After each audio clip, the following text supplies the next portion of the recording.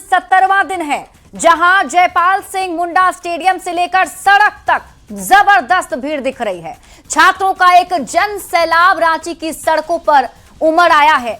Police की भारी मौजूदगी, बैरिकेड्स, वाटर कैनन के बावजूद छात्रों को रोकने की कोशिश नाकाम रही।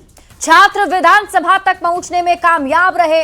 हजारों छात्र परीक्षा को रद्द करने, परीक्षा में पारदर्शिता लाने और दोषियों पर कार्रवाई की मांग को लेकर सड़क पर उतरकर विरोध जता रहे हैं।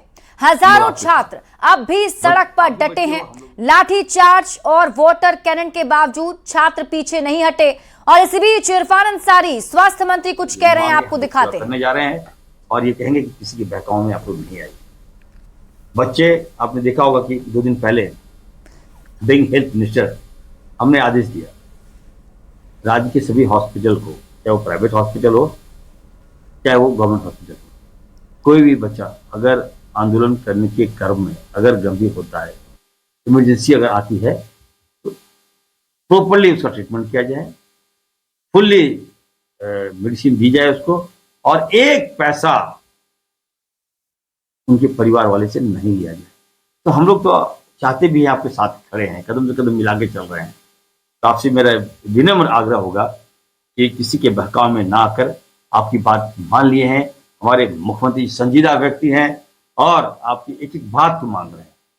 विश्वास कीजिए और अपील करता हूं कि भूख हड़ताल मत कीजिए। जान है तो जहान है, जीवन एक बार मिला है और किसी के बहकाव में आकर अपना आपको मान लीजिए कोई कैजुअलिटी हो गई, हम कभी माफ नहीं कर पाएंगे। सरकार आपके साथ है, युवाओं के साथ है।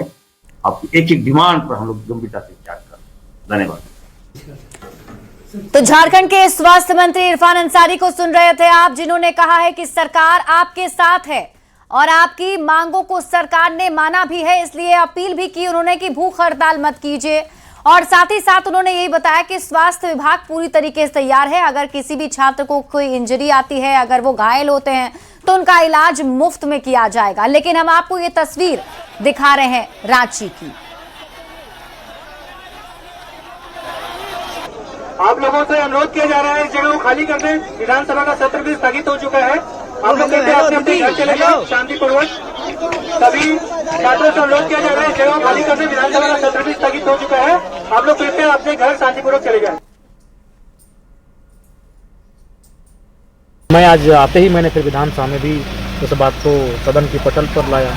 तो हर स्तर से मैं उनके साथ हूँ और जैसा आंदोलन की रूपरेखा को तय करेंगे, हमारा समर्थन करेंगे। सरकार की ओर से जो कही जा रही है कि 2 कदम आप पीछे हटे, 2 कदम हम आगे बढ़ेंगे, क्या सॉल्यूशन नजर आ रहा है? मैन एक ही है कि सीजीएल में सबसे बड़ी धांधली अगर उसी में जितने भी अभ्यर्थी हैं, सबकी नाराजगी सीजीएल की ही है। सीजीएल ही गवर्नमेंट का मेन मुद्दा है छात्रों का, और उसी में सबसे भारी पैमाने पर धांधली हुई है। और आप तो देख ही रहे हैं, तिवारी जी स्वीकार कर रहे हैं कि 400 लोगों को उन्होंने पास करवाया है और नौकरी दिलवाया है। सोचिए कितनी बड़ी धांधली है, कितना तो छोड़, मैंने उतना वीआईपी आदमी भी नहीं है, वो आदमी 400 लोगों को ज्वाइनिंग करवा रहा है।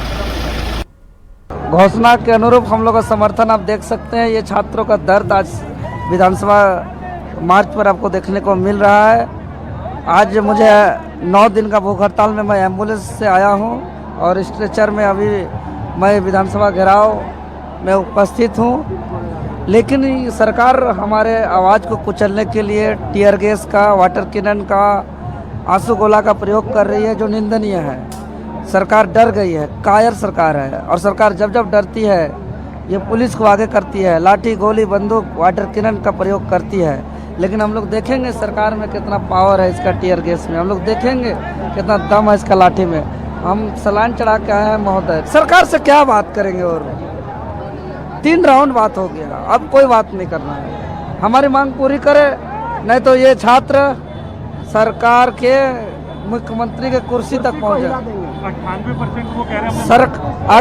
अगर छात्रों की बात नहीं मानती है तो सरकार की कुर्सी में खतरा है। सरकार की कुर्सी हिल सकती है। ये आक्रोश रुकने वाला नहीं है, ये जन आंदोलन में बदल गया। कौन रोकेगा? युवा को पलटी कर दीजिएगा तो वायु को कोई रोक नहीं सकता। बढ़ते हैं